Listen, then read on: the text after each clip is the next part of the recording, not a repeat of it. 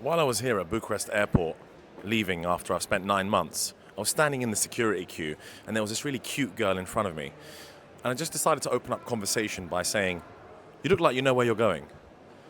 And she just turned around and she was like, "Oh, why would you say that?" I was like, "I don't know, you picked the right security queue with the smallest queue and usually people don't look up. Usually people are confused, but you look like you know exactly what you're doing. So I thought I'd say hi." She was like, "Oh, that's really nice of you."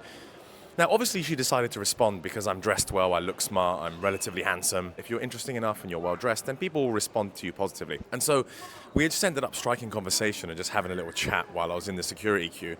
She was super cute, from Croatia. She was in Romania for the weekend. She just asked me, like, "What are you doing here?" I'll be like, "Oh, I run my own business online. I'm a YouTuber and I've been here for 9 months. I love this country." Anyway, we ended up having a nice little chat and we exchanged details at the end of it. Now, it doesn't matter what happens after that situation, right? I don't care whether I speak to her, whether I sleep with her, none of that fucking matters. What matters is that you become skillful at striking conversations with strangers in any scenario.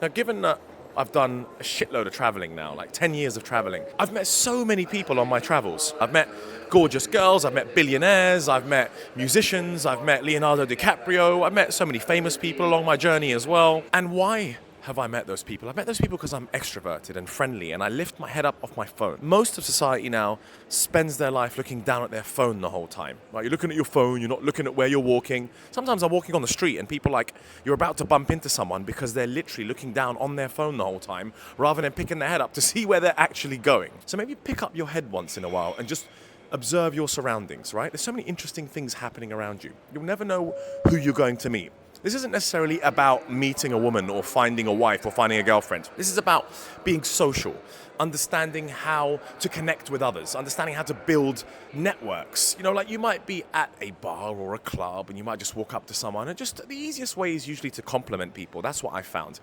You don't have to be like, "Hi, I thought you were extremely beautiful, so I wanted to talk to you." You can just be like, "Nice style, I like your bag. I've never seen that before." That's like an indirect compliment, right? And also, don't give me any of this game stuff because I studied game a long time ago and I'm not interested in any of that, whereby you give like a backward compliment. I remember when I was younger, I used to be like, "Oh, I love that dress you're wearing. My grandma wears the same one."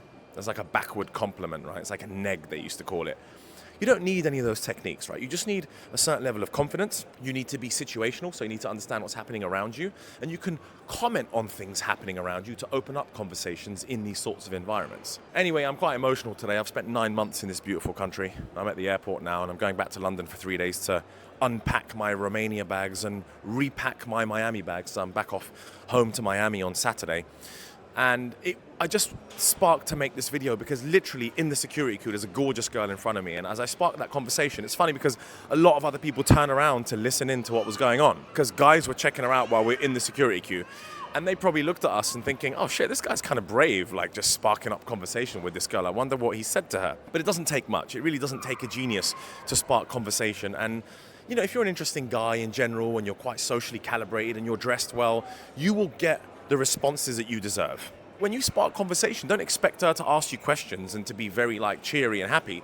You lead the convo, but spark the convo.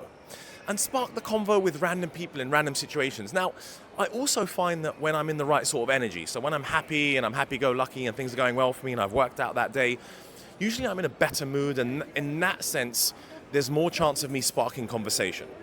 If you're in a bad mood and you're pissed off and you're anxious and your head's down looking at your phone, you will speak to nobody because you just don't feel like it, right? You only want to speak to people when you feel happy and chirpy and, you know, you're like in a good mood. And so usually going to the gym in the morning gets me in that mood. It gives me my endorphins. And post-gym for the rest of the day, just quite a nice guy to be around, really, quite a pleasant guy. And if you want to be social, if you want to build a brotherhood, if you want to build good, loving connections, if you want to find a wife, anything to do with having a good social life, you want to be chirpy, you want to be happy-go-lucky, you want to be pleasant to be around. You don't want to be a dickhead. Doesn't matter who you are. People won't come up to you unless you're fucking Leonardo DiCaprio or Brad Pitt, right? Unless you're super famous, people will not walk up to you and they will not spark conversation with you. So you have to spark those conversations. You have to be interesting. You have to be the fun-loving guy that just sparks it and just ends up talking to people and making connections. Now, you might also be relying on online dating, but this is more than that. This is not about meeting someone necessarily. This is more about making social connections, making nice connections, meeting people who you might want to speak to in the future. You just never know who you're going to bump into. Most of the interesting people I've met on my travels have been face to face in bars, at the airport, on the beach. They haven't necessarily been online or on YouTube or via Instagram. Right, so my best connections have been made in person, and I still think to this day the best connections are made in person. So don't rely on the internet. The internet is very important for you to build your presence and your brand, right? If you are big on the internet, yes, people will reach out to you.